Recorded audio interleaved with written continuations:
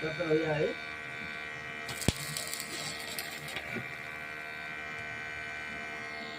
No, es que no la tengo.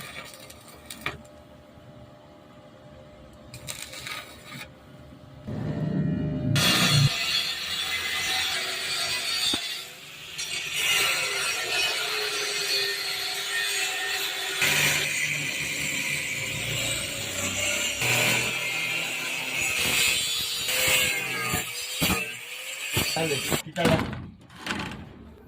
Pero pues, yo le sé que